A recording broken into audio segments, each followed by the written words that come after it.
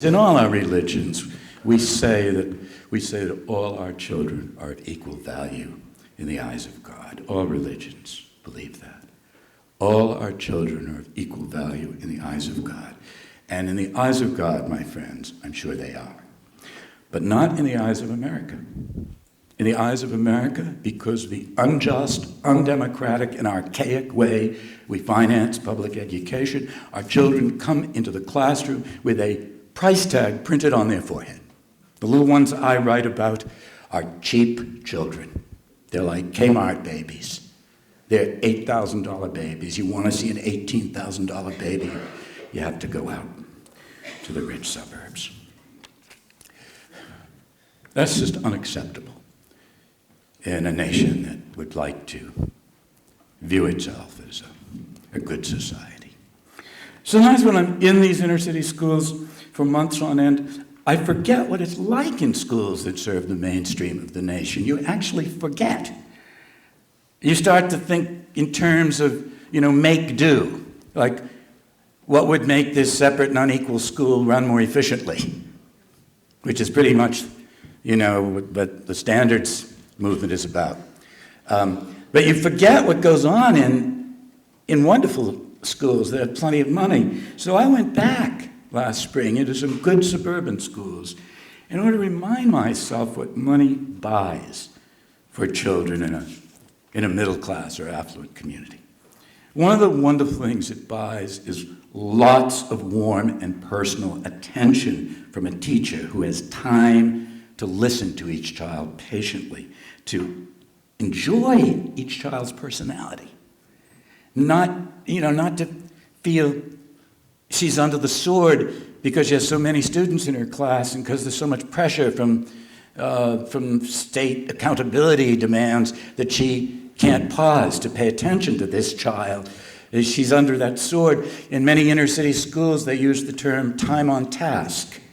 In some of these inner city schools, the principals are so terrified of the day when the test scores are announced in the newspapers that they spend most of the year drilling children for the tests, and they use what are called scripted lesson plans, where everything is where the teacher reads scripted answers and the children it reads scripted questions, the children give scripted answers, and there's no time for critical thinking at all.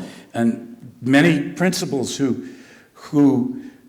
deeply value the best traditions of wise and well-balanced education comply with these demands because they're under the sword, because they're so frightened the day those test scores are released. In New York City, the school that scores lowest, it's right there in the New York Daily News or New York Post.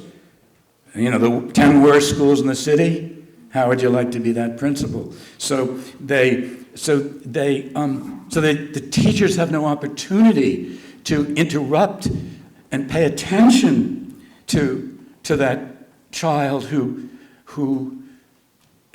might have some learning problem, but also might be trying to give her a signal by doing something that isn't in the script. Here's a typical example. Teachers in elementary school ask children questions. And little children, and this is something I love about them, when they're spunky and healthy, they're just great at getting you off track, not answering the question you asked. And when I'm asked to teach a class, this happens all the time, and I watch practice teachers, and it even happens to them, that children, you ask a question on some official subject that you're supposed to ask that day, and this little guy insists on telling you what happened at the zoo on Sunday, and it's very important to him to tell you this, and he goes way off track, and he keeps adding on ands and buts, and I happen to like run-on sentences, as you've probably noticed. I've tried to adopt it as my literary genre, and but they go on and on with this, and kids are good at that, and I think that's one of the entitlements of childhood, and to meander into blissful kingdom of irrelevance, you know?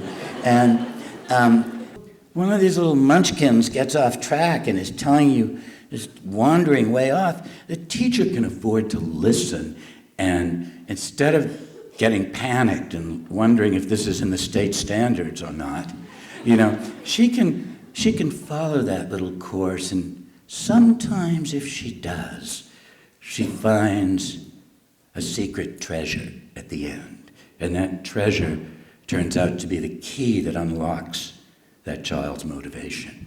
And she follows up on it when she has time. And he starts writing because she found the thing he loves or fears or hates, you know, whatever it is. But in these schools, in the inner city schools I visit, teachers, with rare exceptions, cannot do that. In an inner city school I visited also last spring in Los Angeles, this was a high school. Teacher who invited me to her school had 40 students in her class. These high school kids, 10th graders. 40 students in her class. She taught 6 classes every day, including homeroom. She had 6 classes of 40 kids every day. This was in a huge school with 4,000 kids in the school. So crowded, it ran right through the summer on different tracks. Have you ever heard of that? Just kept going all year long. So some of the kids, 2/3 of the kids had to go to school during those torrid summer months.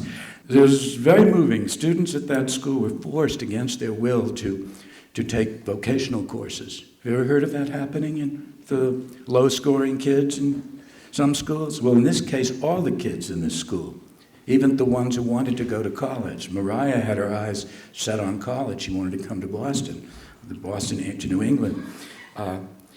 She'd been forced the previous year to take hairdressing. Now, that's been a classic for segregated schools for decades in America, you know, giving black and Latino kids courses in hairdressing. Mariah had taken hairdressing. Now she said she has to take sewing. I said, what would you rather do? She said, I wanted to take an AP course. They had very few spaces in AP. They had lots of sewing courses. And then she started to cry right in front of me. She said, I don't want to take sewing. I already know how to sew. My mother is a seamstress in a sewing factory. I want to go to college.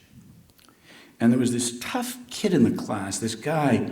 He had this shrewd and kind of angry look.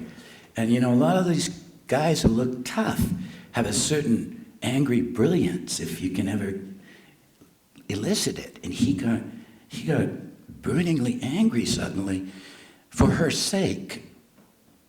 But he looked at me with this cynical look and he said,